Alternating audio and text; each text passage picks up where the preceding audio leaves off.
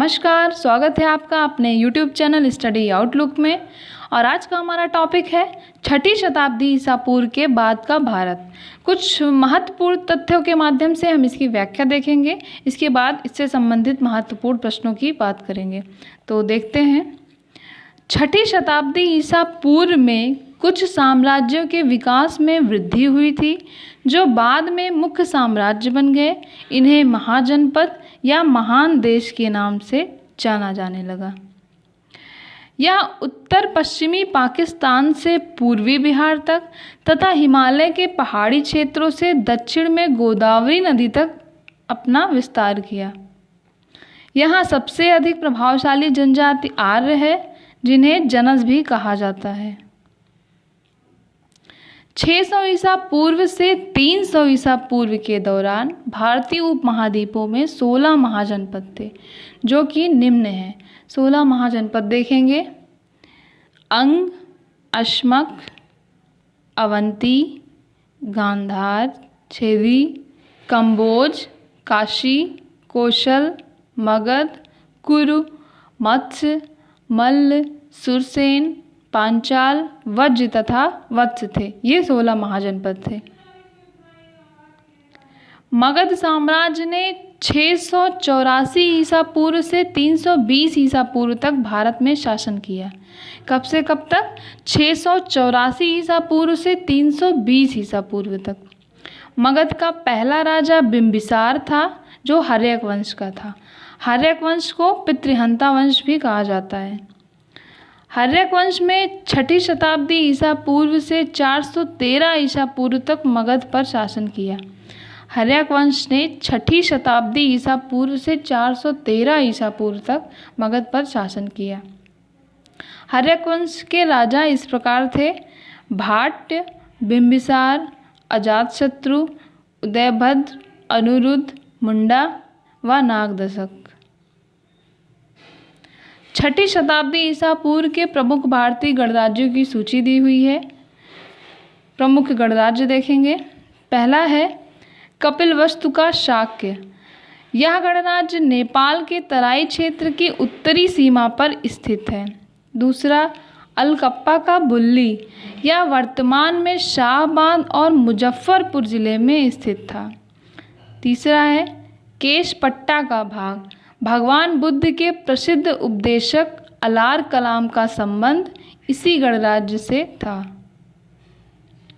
सुमसुगिरी का भाग। यह गणराज्य उत्तर प्रदेश के वर्तमान मिर्जापुर जिले में स्थित था। अगला है रामग्राम का कोलिया। यह गणराज्य उत्तर प्रदेश के वर्तमान रामपुर देवरिया क्षेत्र में स्थित था। अगला है पिपलिवन का मौर्या। यह गणराज्य उत्तर प्रदेश के उपधौली गांव के रूप में जाना जाता है। मिथिला का विदेह। यह बौद्ध काल में वज्र महाजनपद का हिस्सा था। अब प्रश्नों की बात करेंगे। तो पहला प्रश्न है हमारा, किस प्रकार का मृदभांड भारत में द्वितीय शहरीकरण के प्रारंभ का प्रतीक माना गया? पहला, चित्रित धूसर बर्तन। दूसरा, उत्तरी काले पॉलिशकृत बर्तन। तीसरा, गेरू रंग वाले मृदभांड। या फिर चौथा, काले और लाल बर्तन। तो इसका सही उत्तर है दूसरा, उत्तरी काले पॉलिशकृत बर्तन। पुरातत्व के अनुसार ईसा पूर्व छठी शताब्दी के उत्तरी काले पॉलिशदार बर्तन द्वितीय शहरीकरण अवस्था का आरंभ काल है। दूसरा प्रश्न देखेंगे, निम्नलिखित में से वह शासक कौन था जिसने राज सिंहासन पर बैठने के लिए अपने पिता बिंबिसार की हत्या की थी? पहला, अशोक। दूसरा, अजातशत्रु। तीसरा, कनिष्क। या फिर चौथा, सिमुख।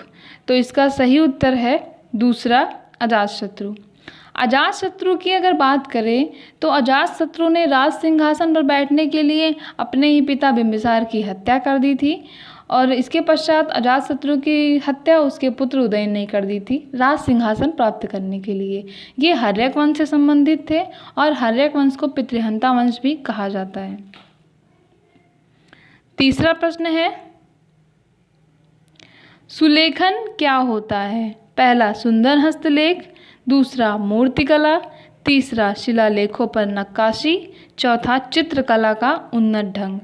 तो इसका सही उत्तर है पहला सुंदर हस्तलेख। सुंदर हस्तलेख को सुलेखन कहा जाता है। चौथा प्रश्न है, मगध के उत्थान के लिए कौन सा प्रथम शासक उत्तरदायी था? पहला बिंदुसार, दूसरा अजातशत्रु, तीसरा बिंबिसार या फिर चौथा वासुदेव। तो इसका सही उत्तर है तीसरा बिंबिसार। बिंबिसार 545 ईसा पूर्व में मगध की गद्दी पर बैठा। इसने राजगृह का निर्माण किया और उसको अपनी राजधानी बनाया। बिंबिसार एक महत्वाकांक्षी राजा था। इसने वैवाहिक संधियों और विजय की नीति से मगध के मान और यश को बढ़ाया। पांचवा प्रश्न है, भारत में सबसे पुराना लौह युग जुड़ा हुआ है? पहला चित्रित धूसर मृद्भांडों के साथ, दूसरा काले और लाल मृद्भांडों के साथ, तीसरा गेरू रंग के मृद्भांडों के साथ जिसको ओसीपी कहते हैं, चौथा उत्तरी काली पॉलिश वाले मृद्भांडों के साथ। तो इसका सही उत्तर है पहला चित्रित धूसर मृद्भांडों के साथ। इस काल के लोग एक विशिष्ट प्रकार के बर्तन का प्रयोग करते थे जिसे चित्रित धूसर मृद्भांड कहा जाता है।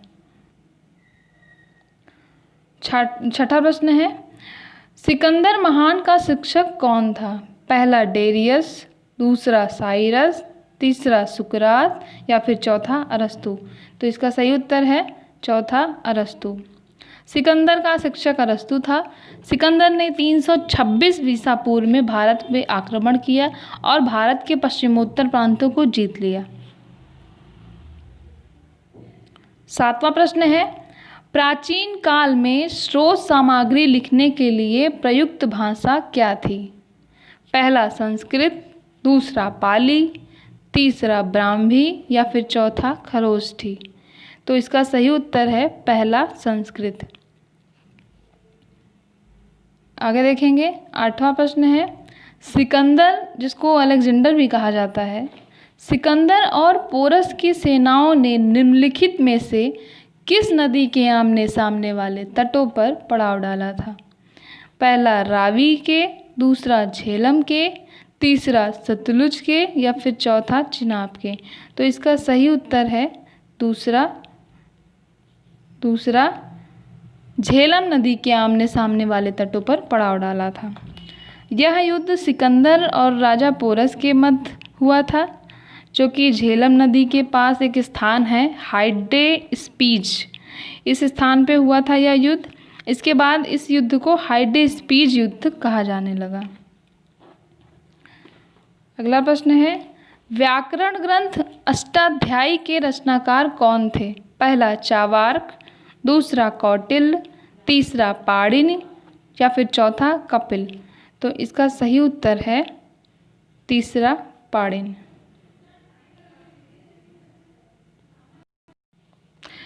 अगला प्रश्न है, निम्नलिखित में से कौन सा प्राचीन भारतीय नगर 3 विद्वान संतों कपिल, गार्गी और मैत्रेय का घर था? पहला काशी, दूसरा मिथिला, तीसरा उज्जैनी या फिर चौथा पाटलिपुत्र। तो इसका सही उत्तर है दूसरा।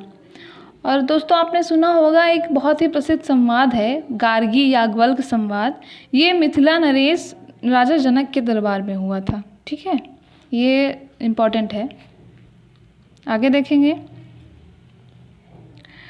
निम्नलिखित मगध के राजवंशों को काल क्रमानुसार लिखिए। यहाँ पे 4 राजवंश दिए हैं, इनको उनके काल क्रमानुसार लिखना है।